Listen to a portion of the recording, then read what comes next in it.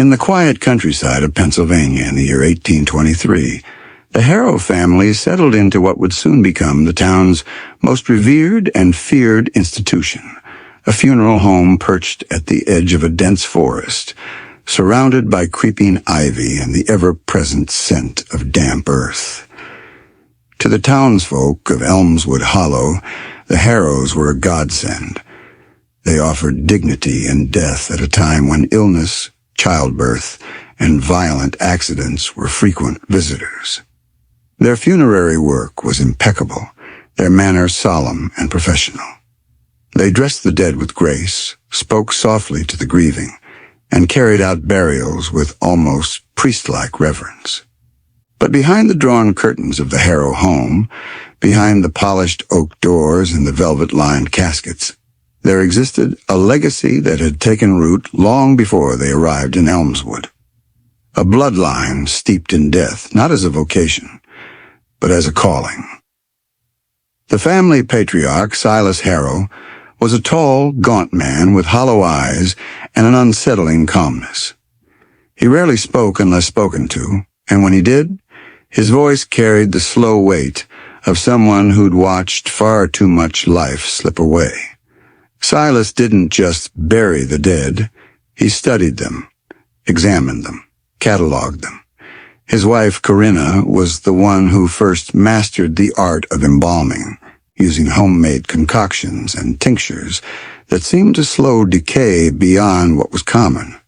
She whispered over bodies as she worked, muttering Latin phrases passed down from her grandmother's journals. Phrases that were not medical nor religious, but something older and less understood. The Harrow children were raised among the dead. Their toys were carved from coffin scraps. They learned to lace corsets and polish shoes on corpses before they learned to tie their own. Their education included anatomy, burial rites from distant cultures, and a strict indoctrination into what Silas called the principle of quiet work, a belief that death was not to be feared, but guided, shaped, and, if need be, administered. It started subtly, the shift from caretakers to predators. At first, the family merely failed to report a death. An elderly traveler found frozen near the woods was taken in and processed before the sheriff even knew someone had gone missing. The Harrows offered the excuse of mercy, that they had wanted to spare the town a long search and a rotting body. But in truth, the man had not been dead when they found him, only close. He had begged for help. Corinna had placed a hand on his brow, whispered her words, and told the children to fetch the embalming tools. From there, the darkness deepened. The Harrows realized that no one asked too many questions when the dead were lonely, nameless, or unwanted. Orphans from the poorhouse, widows with no family, vagrants passing through, a man who had arrived by stagecoach and never left, each one taken into the Harrows' quiet care, their names never etched into any tombstone, their bodies sealed in pine and buried deep under fake family plots the Harrows maintained to honor the old generations. The funeral home itself became a sanctum for this twisted theology. Silas believed they were not just disposing of the dead, but cleansing something within the world, some rot, some weakness. Each death was seen as an act of curation. Corinna claimed she could feel the weight of corrupted spirits lifting after each burial. The children, especially the oldest, Tobias, began to see killing as an extension of their sacred duty. They sharpened blades not only to embalm but to end, and the deeper the rituals became, the more careful and methodical their work turned. No blood left behind, no stories shared, no loose ends. Visitors to the Harrow home would never guess the truth. They were greeted with warm tea, a quiet nod, the faint smell of herbs and lilac oil, the parlor always pristine, the chapel lined with candles and hand-sewn drapery. They were a picture of solemn kindness. But behind the heavy door near the back staircase, kept locked with a rusted iron key, lay the true heart of the house, a cold chamber lined with stone, its shelves filled with jars of preserved organs and sketches of the dead taken after preparations. This was where the family made decisions, not about funerals, about who would be next. And so, while Elmswood Hollow whispered admiration for the Harrows and their uncanny gift for caring for the dead, a more terrible truth took root, one that would fester for years before anyone dared question what price the town had paid for such flawless peace. Death was expected in Elmswood Hollow. It was a part of life's rhythm. An old miner crushed by timber, a child lost to fever, a mother bled dry in childbirth. Grief was stitched into the seams of daily existence. But for the Harrow family, death was neither misfortune nor mystery. It was something they shaped, controlled, and, when necessary, manufactured. In their hands, murder wore the face of mercy, and silence was as integral as the earth that swallowed the bodies. Once the Harrows learned how easy it was to hide death in plain sight, they perfected it. Their victims were carefully selected, people whose absence would be noticed only briefly, if at all. They became masters at reading the room when a stranger arrived in town, gauging whether anyone would ask too many questions if that stranger quietly disappeared. A wandering preacher with a drinker's breath, a young woman escaping something unnamed, a man traveling west, his name known only to the clerk who rented him a room. These were the ones who vanished. Their last moments were met with calm smiles, gentle hands, and whispered reassurances that everything would be fine. The funeral home served as the perfect veil. Who would suspect a family so close to grief, so constantly surrounded by death? When a body was brought to them, whether by natural causes or their own making, the Harrows claimed jurisdiction. They oversaw the process from beginning to end. There were no second opinions, no curious glances from the town doctor once the body had been embalmed and dressed. Tobias Harrow, now in his 20s and heir to the family's doctrine, could stop a heart as quickly as he could mend a torn burial suit. He knew precisely where to cut, how to avoid bruising, how to make death look as gentle as sleep. Corinna continued to handle the paperwork, forging travel logs and fabricating letters from non-existent relatives claiming the bodies for burial. She was meticulous with ink, careful with details, ensuring each victim's life was rounded off cleanly. No jagged edges, no loose strings. She crafted lives for the dead as carefully as she had ended them. A vagrant might become Thomas R. Eldon, buried beneath a gravestone paid for by a distant niece. A mute girl no one had spoken to might be labeled a runaway orphan, buried with prayers and flowers and no one the wiser. Silas, growing older and slower, focused on the finer details. He made sketches of their bodies after death, carefully drawn portraits capturing not just anatomy but expression, posture, final impression of their souls.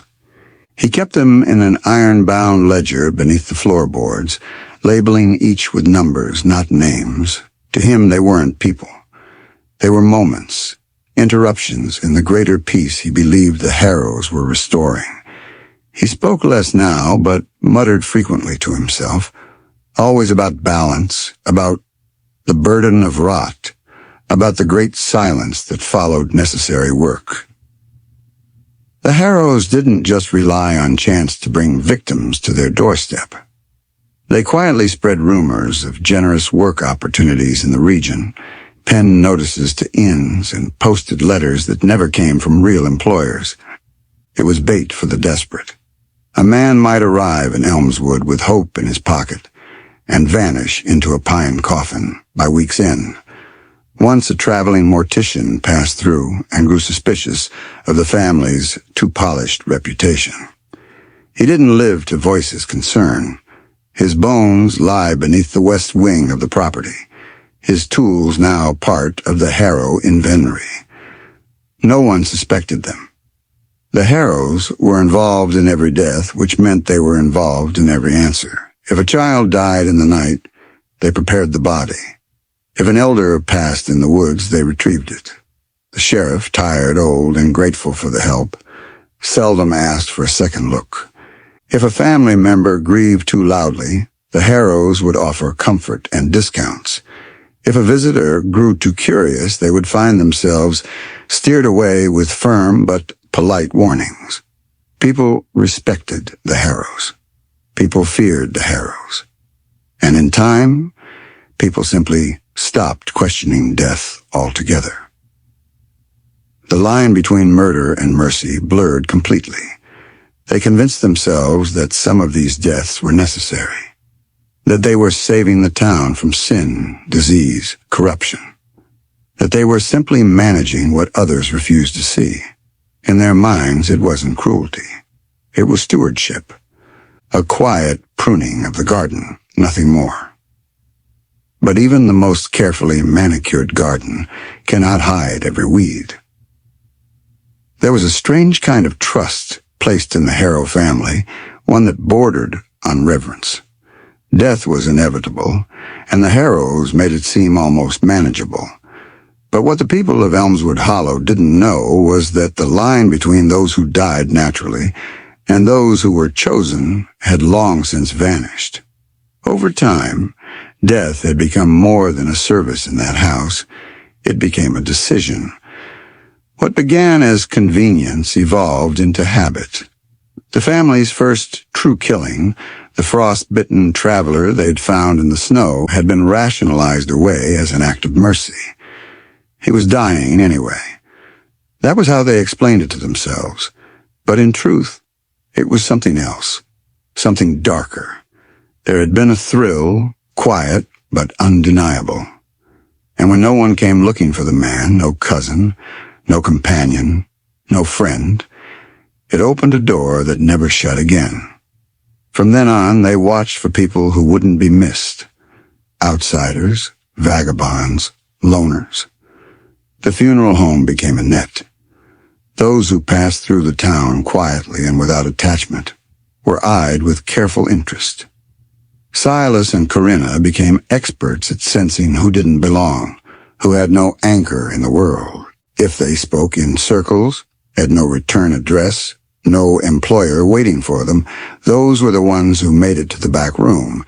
Those were the ones who passed peacefully in the night. And it was all so clean. That was the genius of it. Unlike a killer who fled or buried bodies in secret, the Harrows didn't hide death. They owned it. They wrote the death certificates, prepared the obituaries, crafted the ceremonies. There was never a body found in the woods or a river, no blood on the road. Every death was accounted for, the paperwork flawless, the caskets sealed tight. Mourning, when there was any, was brief and quiet. The town learned not to ask too many questions, and the Harrows took full advantage of that silence. Tobias, the eldest son, took to the role with unsettling ease. Where his father was methodical, Tobias was instinctive. He could spot desperation in someone's posture, fear in their smile. He saw weakness as opportunity. With a glance, he could decide who lived and who was merely passing through. He refined the method. A carefully dosed glass of wine, a sudden heart failure in the night, a whispered lie to the sheriff about signs of illness, always a clean death, always a quick burial. His younger brother Elijah, however, was different. He had been too young to remember a time before the family had taken this path. Raised with the idea that death was a calling, not a crime, he accepted the early lessons without question. But something began to shift in him as he grew older. It was subtle at first. Hesitation in the prep room. Glances that lingered too long on the faces of the dead.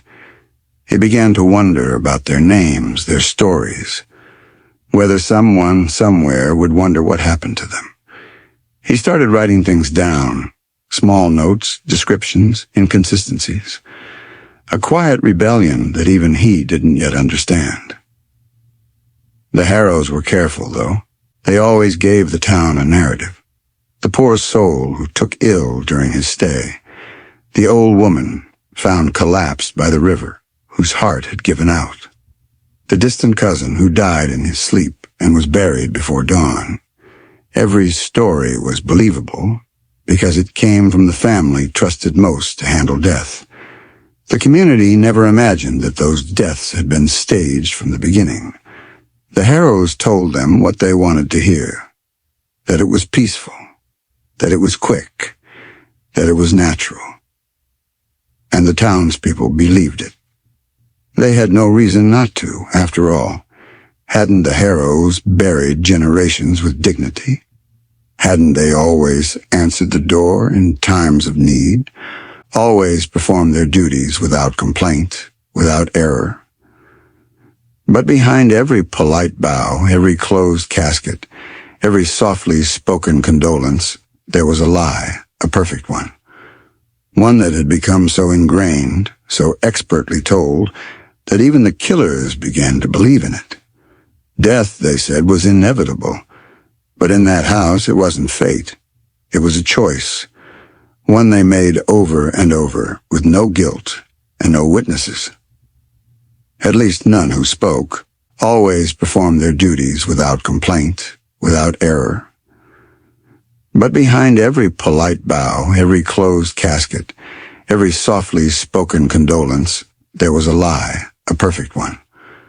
One that had become so ingrained, so expertly told, that even the killers began to believe in it. Death, they said, was inevitable. But in that house, it wasn't fate. It was a choice. One they made over and over, with no guilt and no witnesses. At least none who spoke. To the town, the Harrow Funeral Home was a place of solemn business, a sanctuary of rest and ritual. But beneath its floors, under the marble parlor and polished pews, was a basement that bore no resemblance to reverence. Down there, where no mourners ever stepped and no prayers were said, the family's obsession with death twisted into something far more grotesque. It was not enough for them to end lives cleanly, to bury bodies with care. Silas Harrow and later Tobias sought to master death completely. And that meant experimenting, not only with corpses, but with the limits of the human body, and the soul that may or may not have lingered after. The basement, always kept locked behind an iron door, was colder than the rest of the house. It smelled of chemicals, blood, and rotting meat, no matter how much clove oil and sage they burned to mask it. Stone slabs ran along the walls, some occupied by open bodies, others by half-finished projects. This was where the Harrows dissected, preserved, tested, and theorized. What had begun as crude embalming had grown into something else, something bordering on ritualistic surgery and alchemical obsession.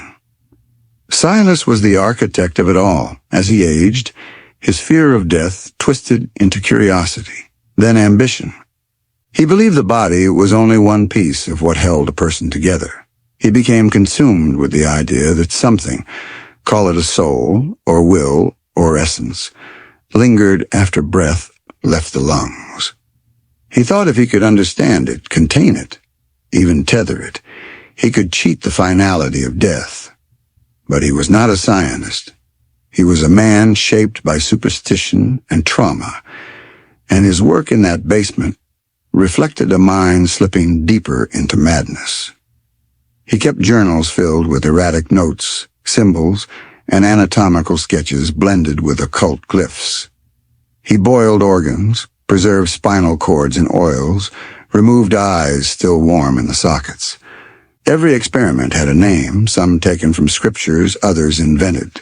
There was the Lazarus cut, meant to separate the body from the soul before decomposition. The fifth vein test, where he claimed that pain could still be registered after the heart had stopped.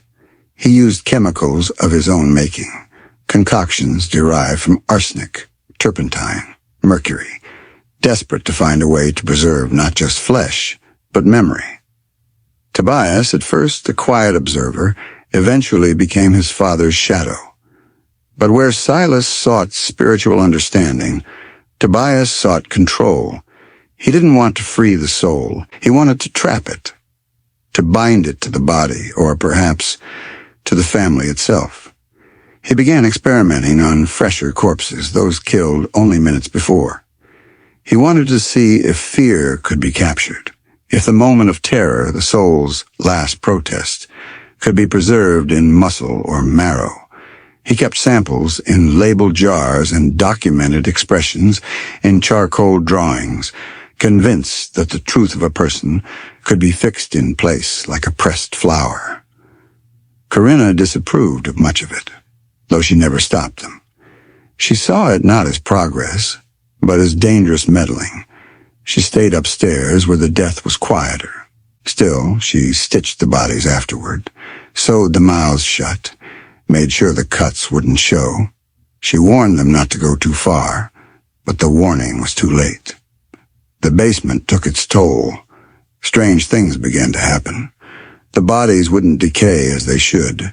One girl's eyes never fully clouded even after weeks. A man's muscles remained tense, refusing to relax into the peaceful slump of death. Once, during a storm, they swore a corpse sat up in the dark, not from spasm, but from something else, something watching. After that, Silas refused to go down alone. Elijah, meanwhile, had begun to sneak into the basement when the others slept. He'd seen the jars, the sketches, the horrors stitched back together under pale lantern light. It sickened him. He wrote everything down, hiding his observations in loose floorboards upstairs. He didn't know what terrified him more, the mutilation of the dead, or the fact that his family no longer saw it as wrong. The basement, once a place of embalming, had become a temple to death itself, a workshop where the Harrows did not just handle the dead, but tried to shape their own rules for life, spirit, and the great unknown. They weren't content to bury the past. They wanted to resurrect it, to command it. But whatever they thought they were discovering, it had begun to reach back. It started with whispers, soft, cautious conversations exchanged at church gatherings, in the corners of the market, or behind closed doors in the town hall. People rarely spoke ill of the Harrows, not because they trusted them entirely, but because the idea of questioning them felt like trespassing on something sacred and unknown. They had buried so many, stood beside every family in their time of grief, shown care when no one else had. To accuse them of anything felt like spitting in the face of comfort itself. Still, the murmurs grew. The disappearances were always brushed aside, explained away with tidy conclusions and fabricated farewells. A traveling merchant headed west. A maid who ran off with a man. A vagrant who never really existed to begin with. But after a while, even the most trusting eyes began to squint at coincidence. Some noticed the pattern. Those who went missing were always strangers, always without kin. Others observed that the Harrows never aged the way others did, never seemed affected by the sorrow they surrounded themselves with. Their children were too quiet, their smiles too calm, and that home of theirs, though clean and well-maintained, always carried an undercurrent of something wrong. A kind of wrong one only feels in the marrow when passing an unmarked grave. Still, no one dared speak openly, except for Reverend Amos Fletcher. He was not a native of Elmswood Hollow, which perhaps made it easier for him to see what the locals had long learned to ignore. He had arrived 4 years earlier, a wiry man with a voice like cracked stone and hands that trembled only when idle.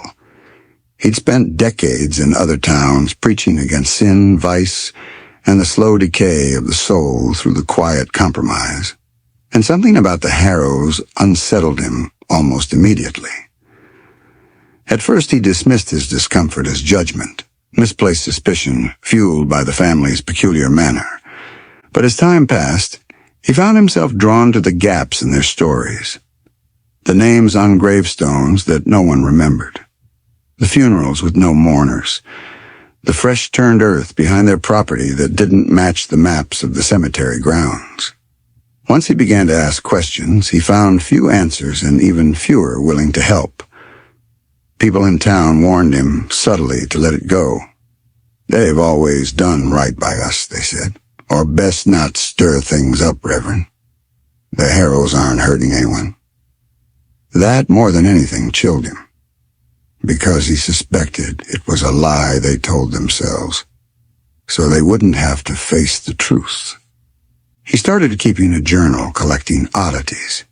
He noted how quickly the Harrows offered to take in bodies, how no death ever seemed to require a doctor's verification if they were nearby. He found inconsistencies in records, births that had no deaths, deaths that had no family to verify them, and names of the deceased that didn't match the census. One night he wandered too close. Following a low trail along the side of the funeral home, he hoped to glimpse something, anything, that would justify his growing suspicion. The windows were shuttered, the house still, but a faint smell caught his attention. Not the scent of rot, but of smoke and iron and something more acidic, almost sweet. It drifted from a vent near the ground. He knelt and listened. There were no voices, but the sound of metal scraping against stone.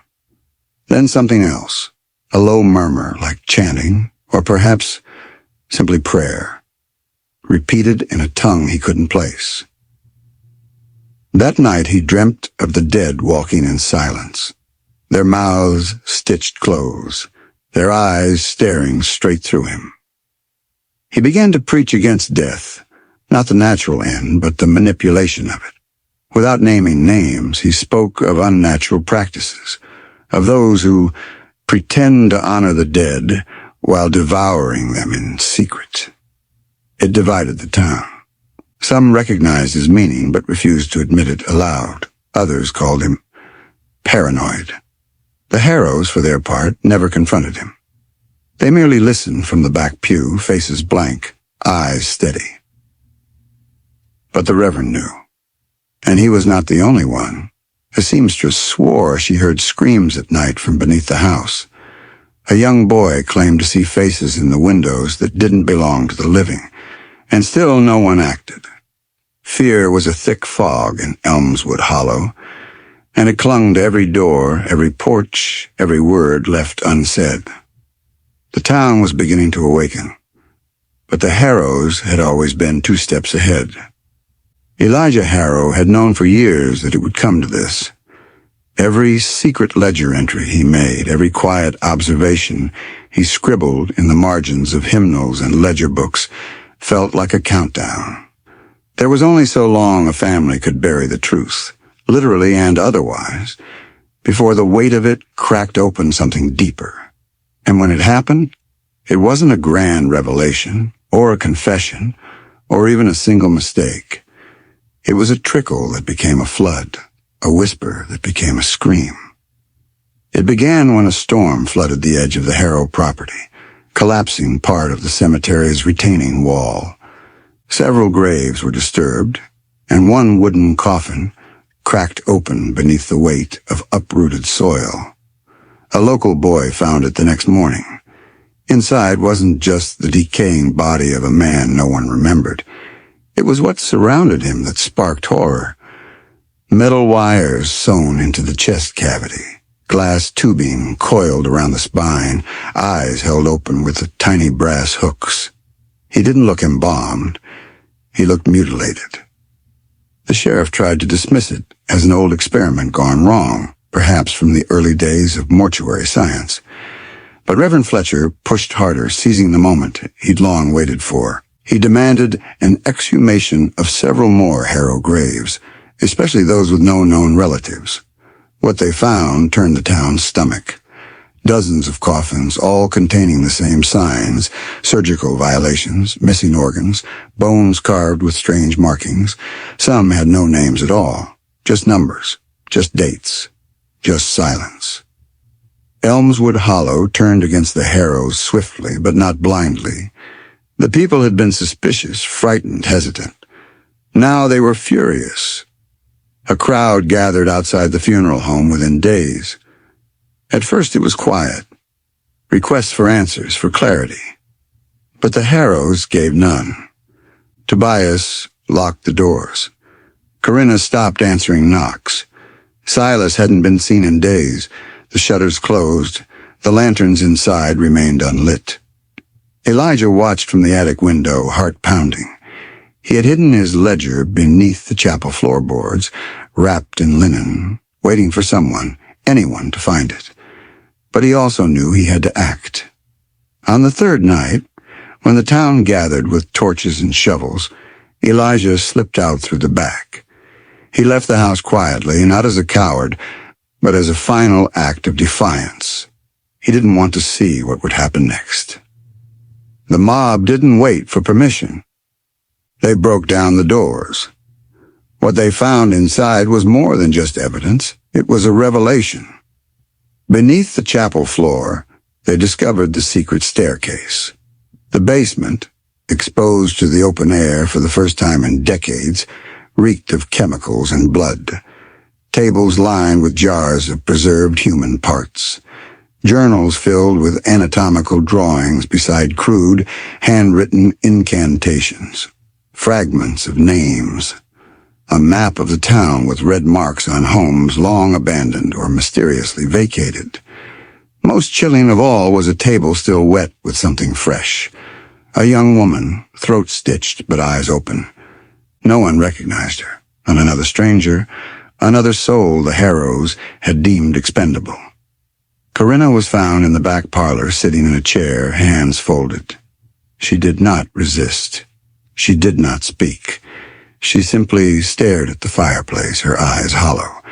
Tobias and Silas, however, were gone. No footprints, no carriage tracks, no sign of struggle.